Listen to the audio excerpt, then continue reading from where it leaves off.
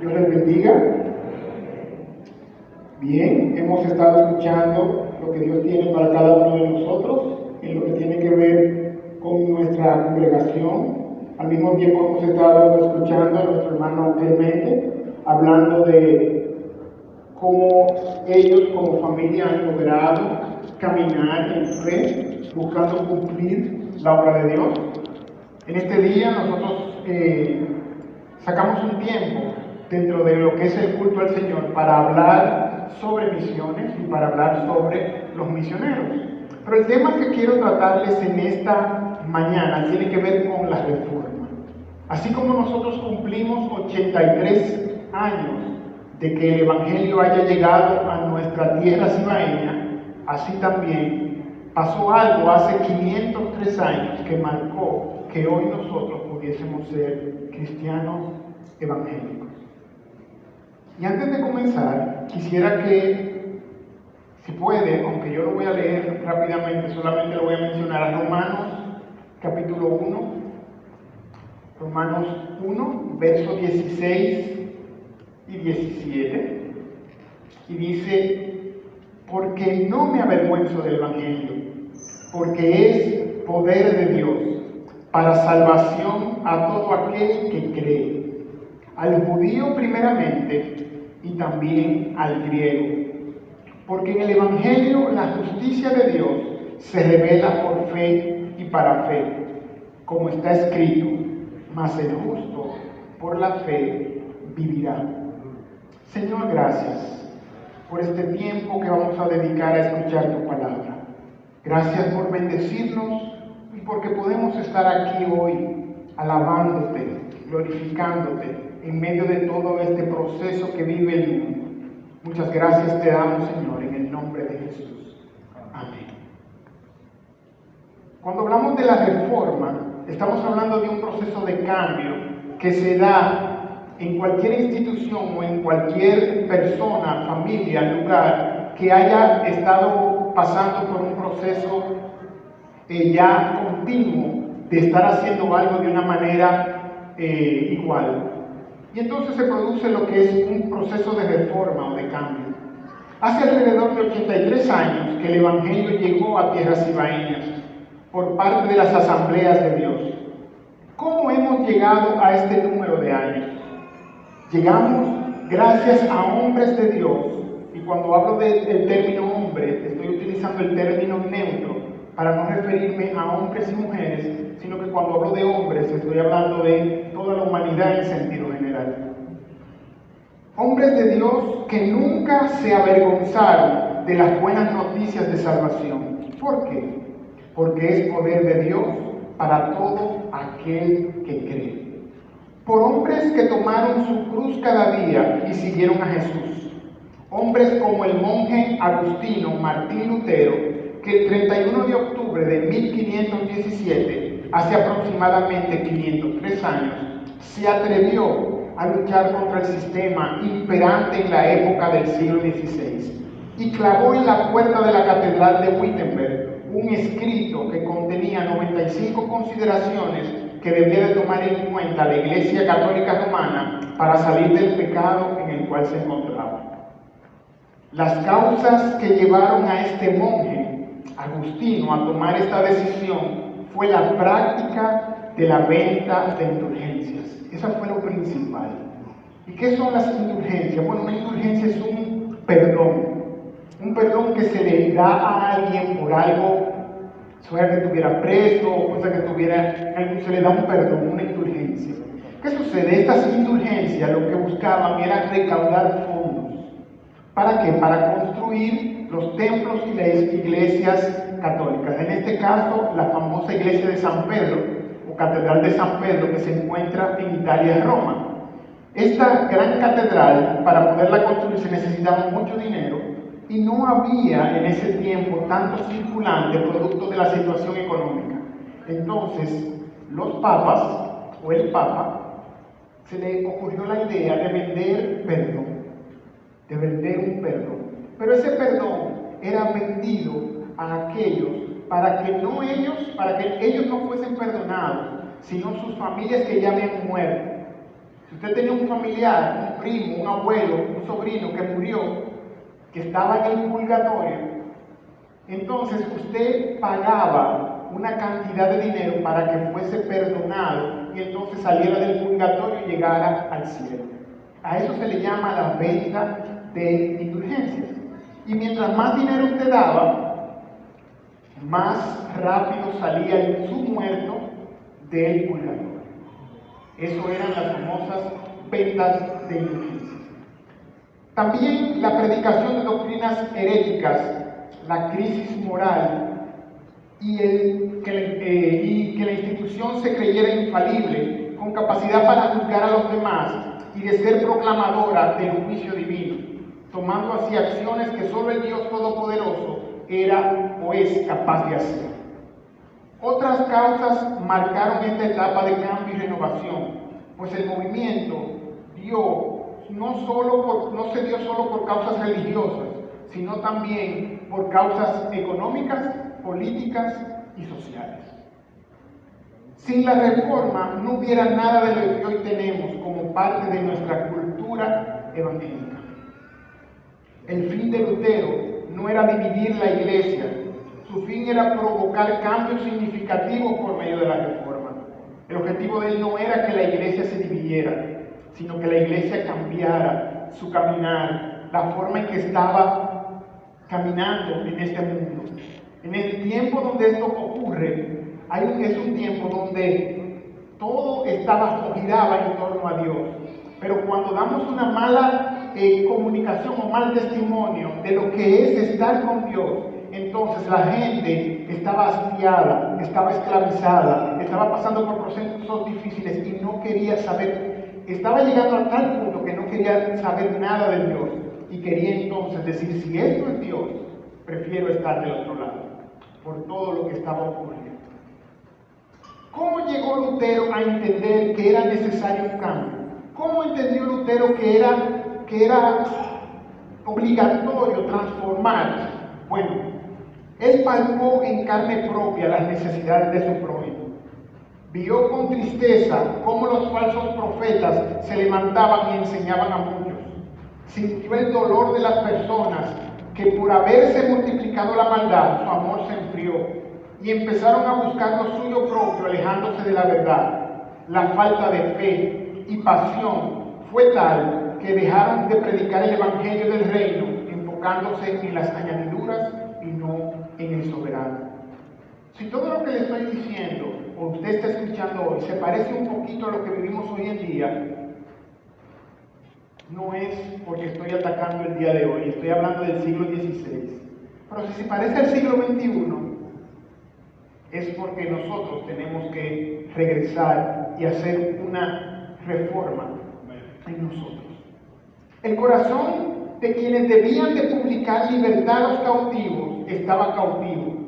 El Espíritu del Señor ya no estaba sobre ellos y ellos necesitaban ser vendados porque sus corazones estaban quebrantados. Se encontraban encarcelados por el odio, la mentira, la malicia y toda falta de moralidad. Eso estaba ocurriendo en esa época. Él se encontraba de la misma manera y esto lo llevó a replantear su fe y a escudriñar en su interior por medio del estudio de las Sagradas Escrituras, para primero sacar la viga que estaba en su propio ojo antes de sacar la paja de su hermano. ¿Qué aconteció con Lutero? En el tiempo de Lutero, realmente solamente iban a la escuela los que tenían dinero o si usted era sacerdote. Si usted quería que su hijo estudiara, mándelo a un monasterio. Y por ende, como estaba en el monasterio, iba a estudiar literatura, arte, música, lenguas, todo esto iba a aprender. Pero ¿qué pasa? Usted tenía que convertirse en monja o en monje, o tener dinero. ¿Qué sucede? En ese tiempo solo existían tres clases sociales: los sacerdotes, los ricos y los pobres. Si usted siente que está llegando a esa etapa en su vida, es porque estamos repitiendo lo mismo que pasaba en el siglo XVI. Entonces, los pobres, como usted sabe, eran el 90% de la población. Todo lo demás era rico o eran sacerdotes. Entonces Lutero, gracias a que él decidió entrar en esto, tuvo la facilidad de estudiar la Biblia, tuvo la facilidad de acercarse a la palabra, tuvo la facilidad de estudiar los originales en latín, en griego y en hebreo, y entonces poder escudriñar y entender que algo estaba mal, o como diría alguien por ahí, algo huele mal. Y entonces eso lo lleva a él estudiarse internamente y ver qué estoy haciendo, qué está pasando conmigo, qué está pasando con lo que está a mi alrededor. ¿Soy yo sal? ¿Soy yo luz? ¿O estoy como Punta Catalina, que hay que apagarla cada rato porque no da? ¿Qué está pasando en nuestras vidas? ¿Leemos la Biblia? ¿La escudriñamos?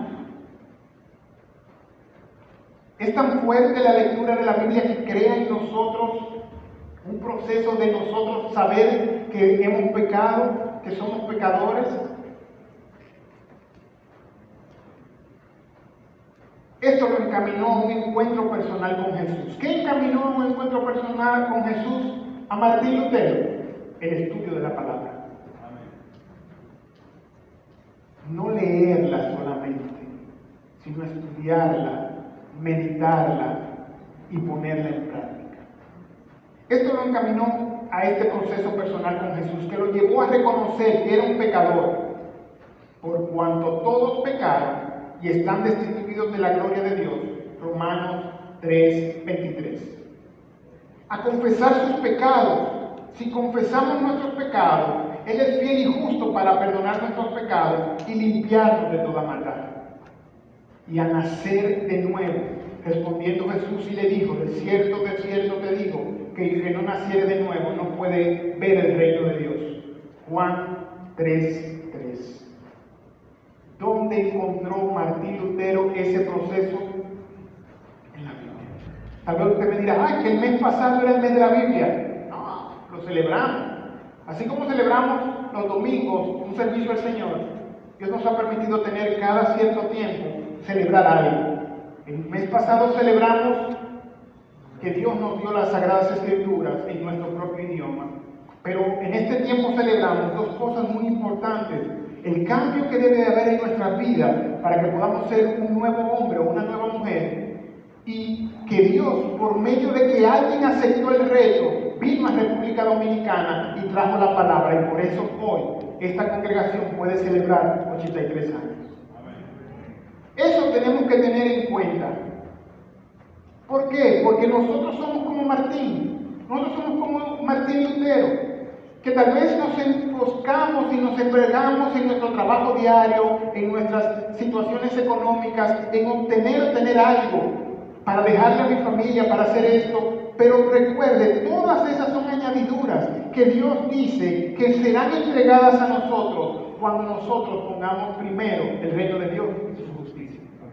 Si pongo primero el reino de Dios y la justicia de Dios, todo lo demás será añadido. Y hoy escuchamos a Clemente hablar sobre viaje a Dallas y el próximo viaje que ellos como familia, el Señor ha puesto en su corazón. Y él mismo dice: no teníamos nada, no teníamos cómo hacerlo, pero Dios fue llevando nuestra fe de un escalón a otro escalón. Eso ha pasado con mi familia en este tiempo.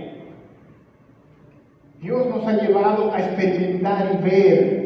Al principio de la pandemia, yo creía y entendía que mi fe estaba en 100. Hermano, me acuerdo que en finales de marzo, abril, mayo, yo entré en una crisis. No porque se me murió un familiar de COVID, aunque lo lamento que eso haya pasado, pero no necesariamente por eso, sino por mi fe, que creí que estaba alto. Y el Señor me mostró: estás alto porque tú estás bajito. Pero si tú te subes a donde yo estoy,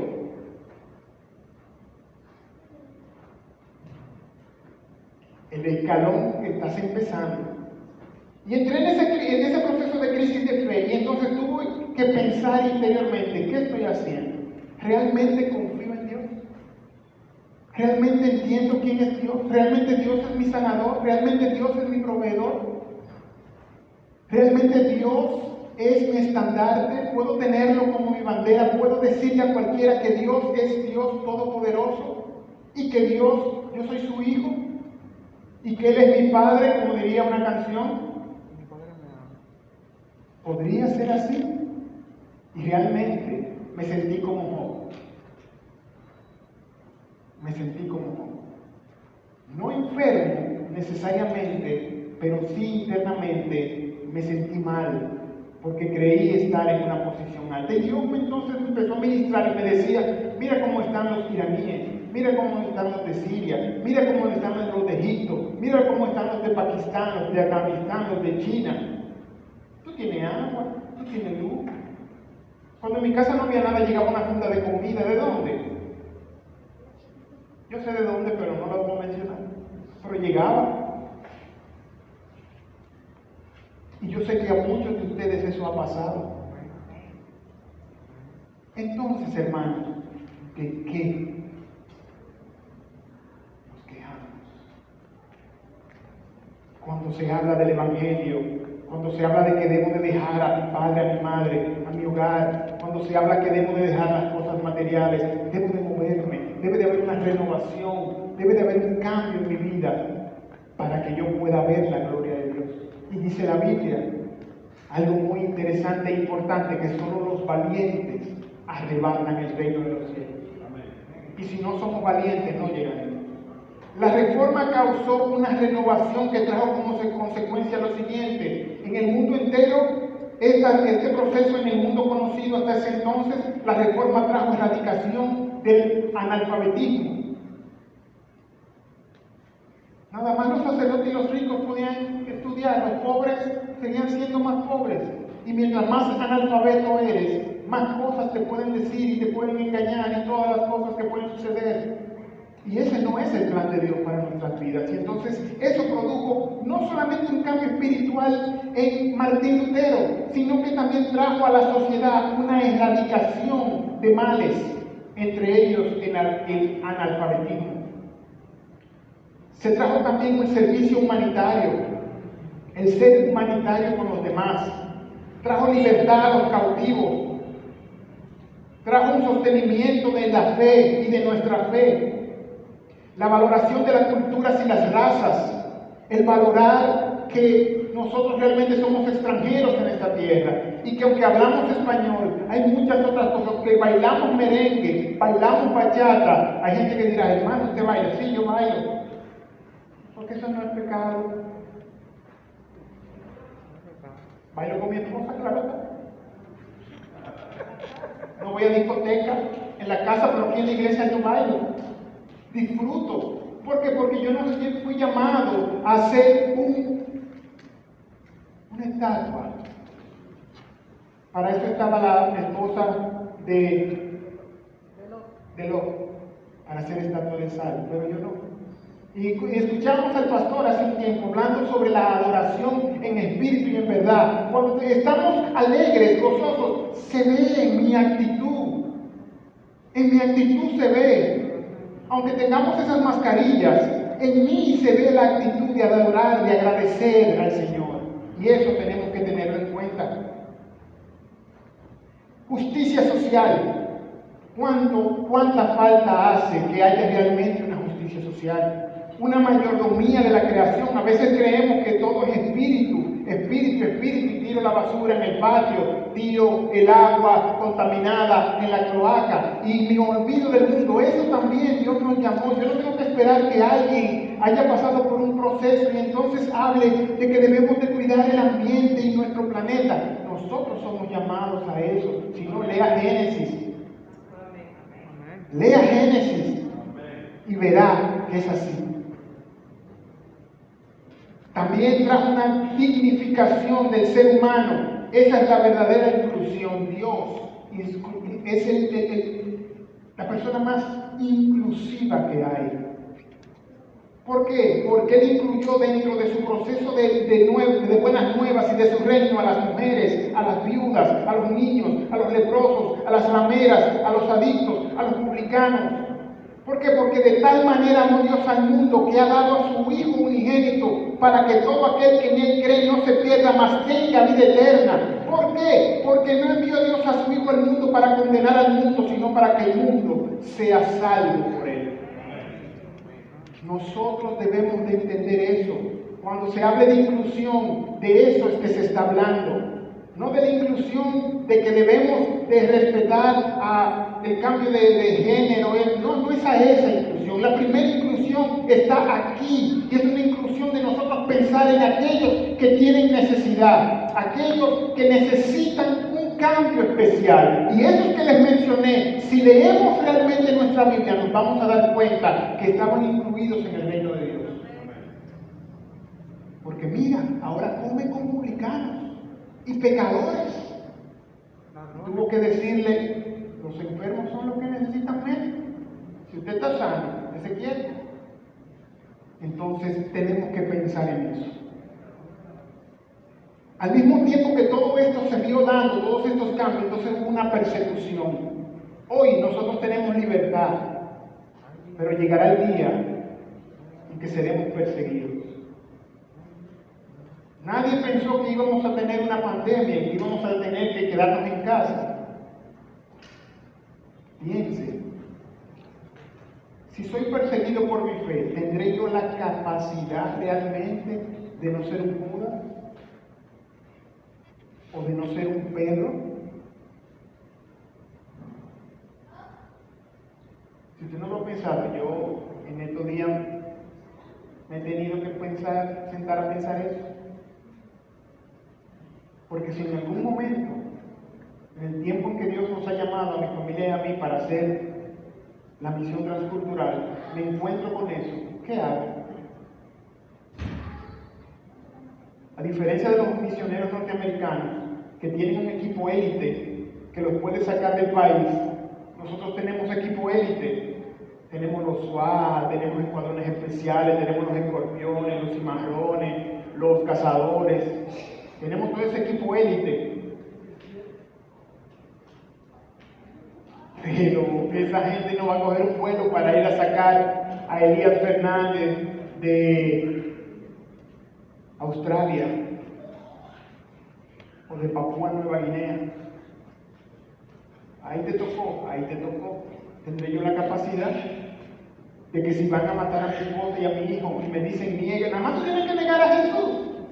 Mira qué fácil. Niega a Jesús y te damos la libertad.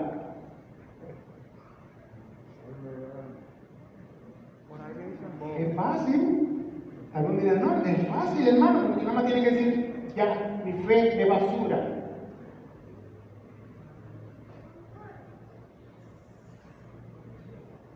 Pero tendré yo la capacidad de decir, no. Aquel quien murió en la cruz es mi Dios y en Él confío. Y aunque muera, para Él muero. Y si vivo, para Él vivo.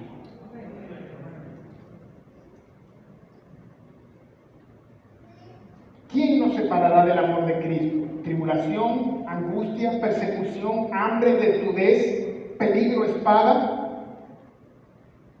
Romanos 8:35. Para concluir, debemos entender que nuestra sociedad posmoderna, de nuestro llamado siglo de la globalización, digitalización o era de la información, mejor conocido por su nombre de pila, siglo XXI, está pasando por los mismos hechos y peores de los que llevaron a Martín Lutero a promover la reforma. ¿Dónde estamos? En este tiempo estamos luchando con una agenda diabólica de inclusión y igualdad de género, trata de blancas, matrimonio infantil, redes de prostitución y pornografía, esclavitud o trabajo infantil, violencia intrafamiliar. Todas esas personas necesitan ser incluidas en el reino de Dios. Pero ¿cómo serán incluidas en el reino de Dios si usted y yo no hacemos la labor la cual Dios ha encomendado? Hay personas que cuando están leyendo el pasaje bíblico, hay personas que le encantan los salmos. Chulísimos son los salmos. Los proverbios, Eclesiastés, y no le voy a decir de cantar, eso es. Pero cuando llegamos a Mateo, Lucas, Juan, y vemos esos pasajes bíblicos donde nos dice y y hacer discípulos a las naciones. ¿Usted está entendiendo eso? El pastor hablaba hace un momentito sobre un proceso de evangelismo. Todos nosotros hemos sido llamados a esto. Es nuestro trabajo, es nuestra labor. Y la hermana Danuska mencionaba que los ángeles pelearían por esto y ellos no le corresponden. Nos corresponde a nosotros. Cuando vemos al mundo, este realmente tiene varios colores. El cristianismo se ve en azul en mi computadora. Pero este color que está acá, que usted ve que es la mayoría del mundo, es cristiano.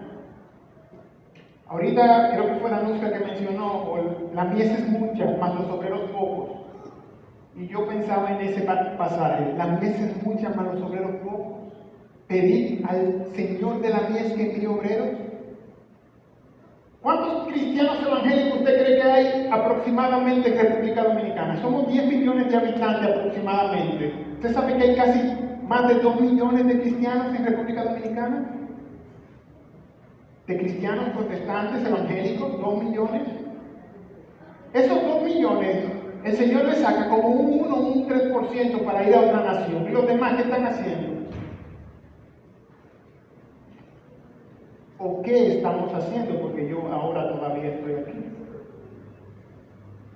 Debemos de consagrar nuestras vidas a hacer la voluntad del Señor. Los lugares donde están con diferentes colores es el famoso o la famosa ventana 1040. En ese pedazo está China, India, Afganistán, Pakistán, Irán, Irak, Israel, Vietnam, Japón. En esa zona, Corea del Norte, en esa zona que está de diferentes colores, en ese solo lugar hay aproximadamente 4 billones de habitantes. 4 billones de habitantes. En la parte que hay, lo que dice que es cristiana, tenemos cristianos nominales y cristianos activos. Los cristianos nominales son los que vayan a la iglesia a sentarse en una silla y de ahí para su casa. O cuando se recuerdan que tienen un hijo y lo tienen que presentar. O cuando se quieren casar. O cuando quieren ser bautizados. Eso es lo único que hacen. O que se les murió un familiar y van a la iglesia a eso. Eso pasaba mucho en la iglesia tradicional, pero en la iglesia evangélica está pasando mucho también. Y están los activos, que se dice que de los activos de una congregación lo que hay es un 20%, y de ese 20% hay de un 1 a un 3%, que son los que aceptan el reto. La mies es mucha, 4 billones de habitantes aproximadamente, los obreros pocos, porque somos 3 billones. En el mundo hay así aproximadamente 7.5 billones de habitantes. 4 billones no han escuchado el nombre de Jesús y no conocen nada de Jesús. 3 billones sí, somos menos que los 4 billones. La mies es mucha, los obreros pocos. Pídale al Señor de la mies que envíe obreros. De esos 3 billones, un 1 o un 3% al campo misionero transcultural. ¿Cuándo accionaremos? ¿Cuándo despertaremos? ¿Cuándo saldremos de ejercitar lo que hemos aprendido? ¿Cuándo dejaremos de justificarnos, de quejarnos? ¿Cuándo nuestra crítica escondida en nuestro pecado, en falsa crítica constructiva, cesará? ¿Cuándo pisaremos nuestra nieve? ¿Cuándo entraremos a la realidad del reino de Dios, a andar en el Espíritu y vivir por el Espíritu?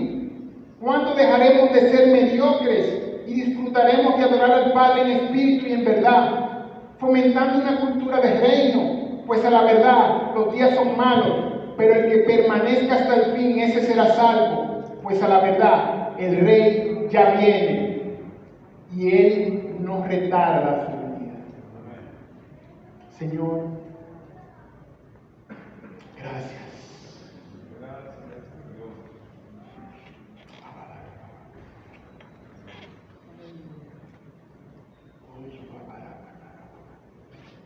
Señor, gracias porque tú eres bueno. Porque tú eres